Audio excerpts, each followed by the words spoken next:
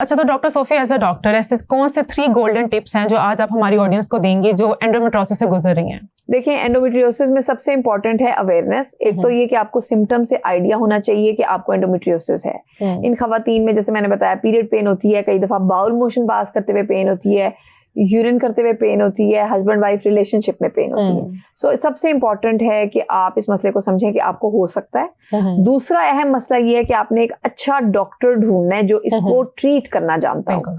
सबसे अहम है इसमें सर्जरी, कि आप सर्जरी अगर आपको जरूरत है तो एक ऐसे डॉक्टर से करवाएं जो फर्टिलिटी को अंडरस्टैंड करता हो, एक औरत के सिस्टम की इंपॉर्टेंस को समझता हो जब तक उसकी फैमिली कंप्लीट नहीं हो जाती।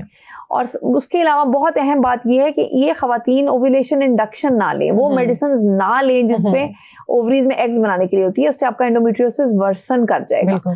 टाइमली अपने एंडोमेट्रियोसिस को डायग्नोज करें, टाइमली उसको ट्रीट करें ताकि टाइमली आप प्रेगनेंसी कर सकें। सबसे इंपॉर्टेंट मैसेज इसमें ये होगा कि अगर आपको मेडिकल ट्रीटमेंट जनरल थोड़े बहुत सपोर्टिव इलाज से या नेचुरल प्रेगनेंसी एंडोमेट्रियोसिस में नहीं होती, चाहे आपकी ट्यूब्स ओपन है, उसमें आप टाइमली आईवीएफ की तरफ जाएं, क्योंकि इससे पहले कि आपका वक्त और उम्र गुजर जाए। क्योंकि ऐसे बहुत पेशेंट्स आते हैं, सिस्ट बनी सर्जरी कराई, फिर सिस्ट बनी, फिर सर्जरी कराई, फिर इतनी बड़ी सिस्ट बनी है। अब मैं उनको कहती हूँ अब मैं आपका क्या कर सकती हूँ।